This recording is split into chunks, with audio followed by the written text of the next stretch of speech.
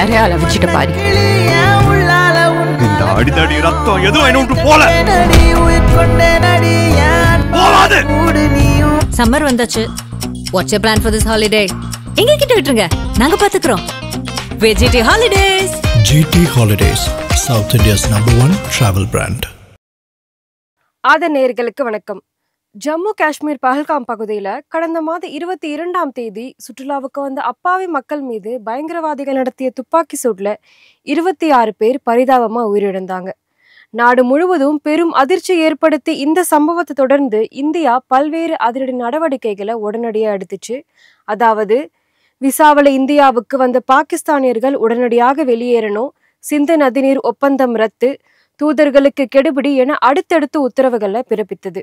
இதற்கு பதிலளிக்கும் விதமாக பாகிஸ்தானும் இந்தியாவுடனான சிம்லா ஒப்பந்தம் ரத்து, தங்கள் வானங்கள்ல விமானங்கள் பறக்கக்கூடாது அப்படின்னு பல்வேறு உத்தரவுகளை பாகிஸ்தானும் பிறப்பித்திருந்தது. இந்தியாவும் பாகிஸ்தானும் 3 முறை போரிடும் போது கூட சிந்து நதி ஒப்பந்தத்தை ரத்து செய்யாத இந்தியா பகல்காம் பயங்கரவாத தாக்குதல் சம்பவத்துல அதிரடியா இந்த ஒப்பந்தத்தை ரத்து செய்தது. வரலாற்று சிறப்புமிக்கதாக கருதப்படும் சிந்து நதியோட வரலாறு மற்றும் சிறப்பு அம்சங்கள் குறித்து இந்த வீடியோல பார்க்கலாம். ஆசியாவில் மிக நீளமான நதிகளை ஒண்ணுதான் சிந்து நதி. திபெத்ல உள்ள மானசரோவர் அருகே கடல் மட்டத்திலிருந்து 5182 மீட்டர் உயரத்துல தோன்றி சுமார் 2880 கிலோமீட்டர் தொலைவு சீறி பாய்ந்தோடுகிறது. சிந்து நதி இமயமலை நதி அமைப்புல ஒரு பகுதியாகும். இது கங்கை மற்றும் பிரம்மபுத்திராவை உள்ளடக்கியிருக்கு. இந்த இமயமலை ஆறுகள் இமயமலை உருவாவதற்கு முன்பே இருந்ததாக ஆய்வுகள் கூறுது. சிந்து நதியோட நிலம் அப்படின்னு பார்த்தா வடமேற்குல உள்ள இந்திய துணை கண்டத்த பகுதியை தான் குறிக்குது. உண்மையிலேயே இந்தியாவோட பேர் இந்த நதியிலிருந்து தான் வந்திருக்கு. காபூல் மற்றும் குரேம் ஆறுகள் மேற்கு பகுதியில் இருக்கும் சிந்து நதியோட முக்கிய துணை நதிகளாகும்.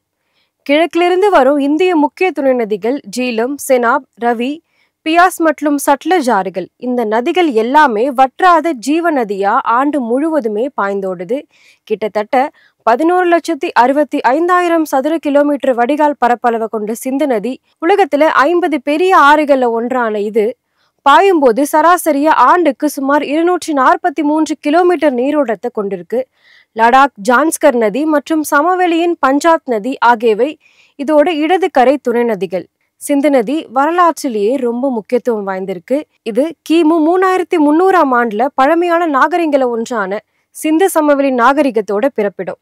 சிந்து நதி துணை நதிகளான ஜீலம், செனாப், ரவி, பியாஸ் மற்றும் சட்லஜ், ஹரப்பா, மொகஞ்சதரோ போன்ற தளங்களை கொண்ட உலகத்தோட பழமையான நகர்ப்புற கலாச்சாரங்கள ஒன்றான பண்டைய சிந்து சமவெளி நாகரிகத்துல குறிப்பிடத்தக்க பங்கு வகிக்கிறது இந்த சிந்து நதி.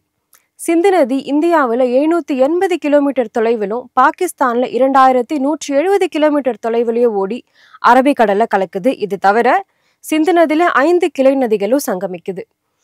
சுதந்திரம் கிடைச்ச அப்புறம் இந்தியாவும் பாகிஸ்தானும் பிரிந்ததுக்கு அப்புறமா 1948ஆம் ஆண்டு பாகிஸ்தானுக்கு செல்லும் நதிநீர் நிறுத்தப்பட்டது. தங்களோட நாட்டிற்கு வர வேண்டிய நதிநீரை இந்தியா தடுத்து நிறுத்துது அப்படின்னு பாகிஸ்தான் குற்றம் சாட்டுச்சு. இந்த பிரச்சனையில தலையிட்டு சமரசம் பேசிய உலக வங்கி சிந்து நதிநீரை பகிர்வு ஒப்பந்தம் அப்படின்னு உருவாக்குச்சு. அதன்படி இந்தியாவும் பாகிஸ்தானும் இடையில பாயிற சிந்து, செனாப், ஜீலம், பீஸ், ரவி மற்றும் சட்லஜ் ஆகிய 6 நதிகளோட நீரை பகிர்ந்து கொள்ளணும் அப்படின்னு ஒரு விதிமுறையும் கொண்டு வரப்பட்டது.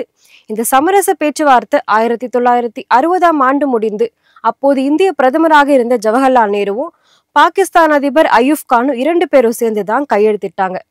இந்த ஒப்பந்தத்துல பாகிஸ்தான்ல இருந்து இந்தியாவுக்கு பாயும் பியாஸ், ரவி மற்றும் சட்லஜ் நதிநீரை இந்தியா கிட்ட பகிர்ந்துக்கணும் அப்படின்னும், அதே நேரம் இந்தியாவிலிருந்து பாயும் சிந்து, செனாப், ஜீலம் நதிநீரை பாகிஸ்தான் கூட பகிர்ந்துக்கணும் அப்படின்னு சிந்து நதிநீர் பகிர்வு ஒப்பந்தத்துல போடப்பட்டது. என்னதான் பாகிஸ்தானோட நீரை பகிர்ந்து கொண்டாலும் அதுல 94% நீரை இந்தியா தான் பயன்படுத்திக்கிட்டு இருக்கு. உபரி நீர் மட்டும்தான் பாகிஸ்தானுக்கு பாயுது. சிந்து நதிநீர் பகிர்வு ஒப்பந்தத்தின்படி 2 ஆண்டுகளுக்கு ஒரு முறை 2 நாடுகளோட பிரதிநிதிகளும் சந்திச்சு நீர் பகிர்வு தொழில்நுட்ப சிக்கல்களை குறித்து விவாதிச்சு சுமூகமான முடிவுகளை எடுக்கணும் அப்படின்னு தான் அந்த ஒப்பந்தத்துல கூறப்பட்டிருந்தது. அதன்படியே நீரை முறையா 2 நாடுகளுமே பகிர்ந்து கொள்ள முடியும். ஒப்பந்தத்தின்படி கிழக்கு நதிகளோட நீரை இந்தியா முழுமையாக எடுத்துக்கலாம். அதே மாதிரி மேற்கு நதிகள்ல நீர் பாகிஸ்தானுக்கு தான். இந்த பங்கீட்டின்படி மொத்த நீர்ல 20% இந்தியாவுக்கும் 80% பாகிஸ்தானுக்கும் கிடைக்கும்.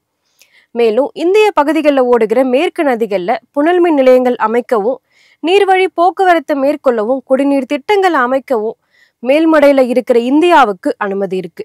இதற்கு கீழ்மடையில இருக்கிற பாகிஸ்தானோட சம்மதத்தை பெற வேண்டியது ரொம்பவே அவசியமாக இருக்கு. பிரச்சனைகள் வந்தா பேசி தீர்த்து கொள்ள உலக வங்கி ஒரு வல்லுநரை நடுவரா நியமிக்குது. அப்படித்தான் இந்த ஒப்பந்தம் இவ்வளவு நாளாவே செயல்பட்டு வந்துட்டு இருந்தது. இந்த நிலையில பகல்காம் பயங்கரவாதி தாக்குதல் சம்பவத்தால கொதித்தெழுந்த இந்திய அரசு அதிரடியா சிந்து நதி ஒப்பந்தத்தை ரத்து செய்தது. உலக நாடுகளுக்கு இடையே இருக்கும் இந்த முக்கியமான நதிநீர் ஒப்பந்தங்கள்ல சிந்து நதிநீர் ஒப்பந்தம் ரொம்பவே முதன்மையாக இருக்கு.